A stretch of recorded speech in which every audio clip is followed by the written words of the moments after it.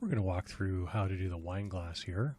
So once we've got our front view up here, we're going to zoom in a bit, and we're just going to do this one here on our right. This point right, or this line right here, that's my center axis. That's a construction line. I've added that in afterwards. That's going to give us a center to make our wine glass about. It's not perfectly aligned with the wine glass, but it's close enough. Typically, whenever you have a photograph, you're going to have some distortion because of perspective, and we're trying to make a flat object out of this. So I'm going to make sure I'm on my curves layer. I'm going to make sure that the only helper I've got on is object snap, and specifically, I only want my end snap on over here, endpoint object snap. I don't want anything else on. Remember, grid snap is going to try and grab my cursor, grab it to the grid points, which you notice are not here. The grid points are not visible right now. I've turned them off. Ortho makes everything go up, down, left, and right. Okay. Planar keeps everything in a flat plane. That's okay because we're working in one of the front axes, so that's by default. Okay, Smart Track, Gumball, we don't need those right now. Now, I'm going to zoom in here on this point. I'm going to start at this point. You can see how pixelized my picture gets. That's okay. I just kind of roughly need this as a guide here. I'm going to go to Curve, Freeform, and Control Points. Now my end snap is going to grab, and it's going to snap onto that end point right there. This is where I'm going to start drawing my curve. I'm going to go out. Now, obviously, the bottom of our glass is not going to curve up like this. The bottom is going to be flat. And again, this is just the distortion because of the way the picture was taken. So I know this is going to be flat. I'm actually going to press my Shift key, and my Shift key makes ortho turn on. So that makes me go completely straight sideways. That's actually a little help. There's a point right there. There's a control point. I'm going to add another control point right next to it, holding the Shift key down again. And then I'm going to start going upwards. And I just need to curve around. Now I need to make a fairly tight curve, so I'm going to cluster my control points in close together. The tighter the curve is, the more control points you're going to need to keep it close together. Now, my curve widens out quite a bit. The radius is not as great, so I can click on my control points a little bit further apart. Now notice that my line is not perfectly matching my glass. That's okay. I'll go back and fix that later. I'm going to keep going up here. I'm going to right-click to pan down. Keep going up. Just roughly follow the outside here.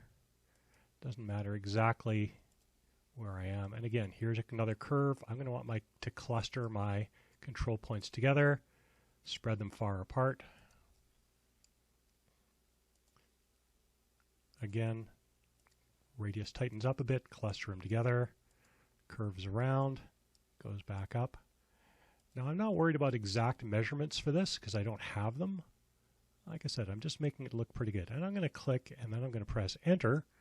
I'm going to end it right there. So now I can see there's my control point curve. I'm going to move back down, and I'm just going to double check as I go down just to see if it more or less fits the outside of my wine glass. Now right about here, okay, I notice right about here I kind of got a little bit off track here. So what I'm going to do is I'm going to select my line, and here are my control points.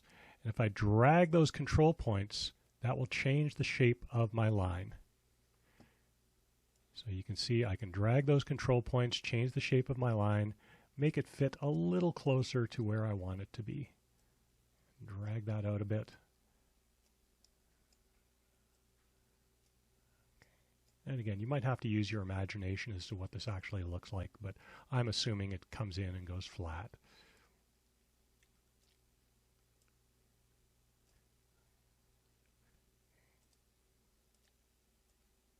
Something like that. That's pretty good.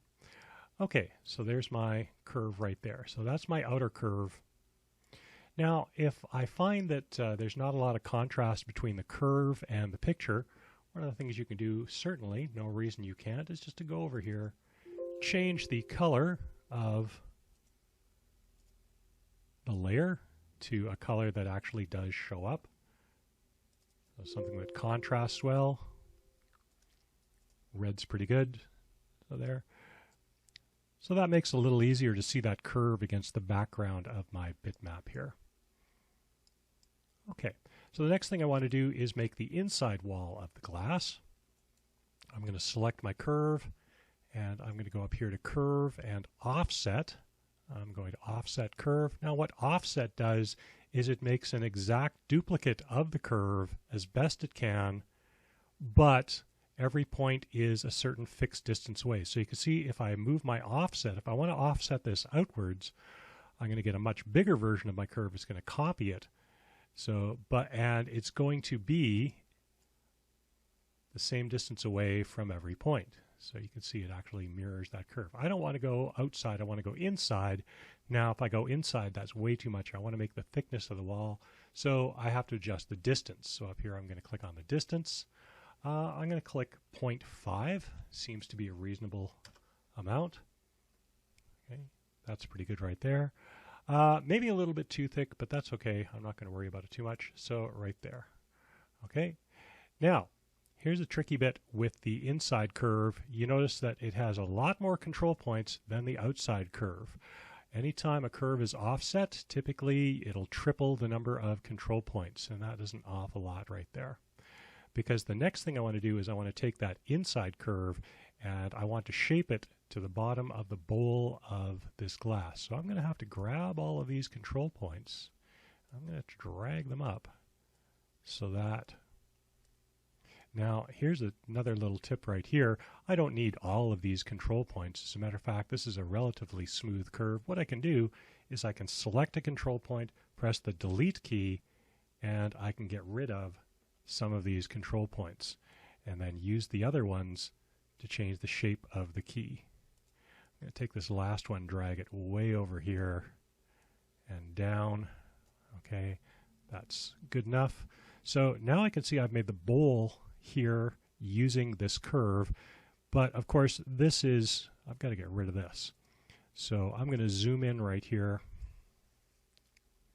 and I can see that I want to cut this line right at this point right here. Here's my little central axis. So I'm going to go to Edit and Trim, select Cutting Objects. Okay, this is the object I want to use to cut. Press Enter, select Object to Trim. I'm going to trim this side off. That curve's gone. Press Enter when done. Okay, I'm done. I also need to get rid of this bit. I'm going to select it, press Delete, and it's gone. Okay, so now I've got the inside bowl of my glass. I've got the outside of my glass. Last thing I need to do is go up to the rim, and I need to blend these two together. So I'm going to pick Curve, Blend Curves, Adjustable Curve Blend.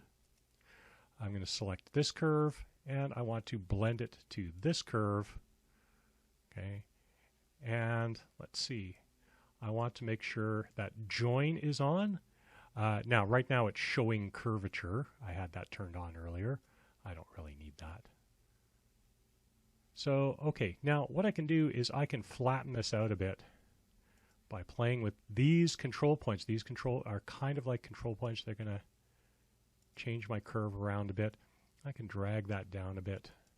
I'm going to have to edit those curves afterwards. So I can sort of imagine what the rim of a wine glass is going to look like. It's not going to be perfectly round. And okay, now problem is I was left over with a little bit. It didn't quite meet it. So what I can do is I can grab this control point right here on the end, and then I can move it until it snaps to this end point right here. Same thing here, this control point. Now this is a really subtle little thing. This control point and this curve, they don't quite match up. I want to make sure that this point comes over here, and I am going to snap this control point right there. So now this is going to be one continuous line. Now, because the way I adjusted the curve didn't make it exactly, it did not join up. I can tell that because I can select each one of these. So I'm going to have to go to Edit and Join. And now I can see that that's all one continuous curve. Now, if I find there's too many control points, and sometimes there are too many control points, what I can do is I can go down here to rebuild my curve. And this is a useful thing if you want to smooth it out. So I can see I've got 139 points making up that curve right now. I'm going to turn that to me, and it's also a degree 5 curve, which is a bit much. It should be a 3 curve. I'm going to go down to, oh, let's try 50, a little less than half of those, and hit OK. And you notice that that actually doesn't change my curve all that much. Right up here, I'm not crazy about that right there. That was not good. Okay, so you can see you can actually change things around a bit, but again, sometimes not necessarily for the better. I'm just going to adjust this a little bit. I liked it the way it was before, so it's kind of a 6 of one, half dozen of the other. You know, what do I want? Fewer control points or a smoother surface? You decide. Okay, I'm done with messing with the control points. What I want to do now is turn this into a surface. So I am going to switch over to this layer right here. Okay, this is the layer with my picture, right? And I'm going to make sure to change my layer. I always like to keep my curves on one layer and a picture, or rather, sorry, 3D objects on a separate layer. So now I'm going to do this. I'm going to go Surface, Revolve, start a revolve axis. Okay, that's another reason for using this magenta line, is it's my revolve axis and revolve axis. Okay, full circle. Okay, and that looks like I made myself a wine glass. Now, if you notice, yeah, no, it doesn't quite match there. It matches the bowl, but not the stem. I'm not going to be too concerned about this, because it still looks pretty good for a wine glass. I'm going to zoom out. Okay, and I'm going to switch to shaded mode for my perspective view. Okay, and that looks not too bad. That actually looks like a wine glass.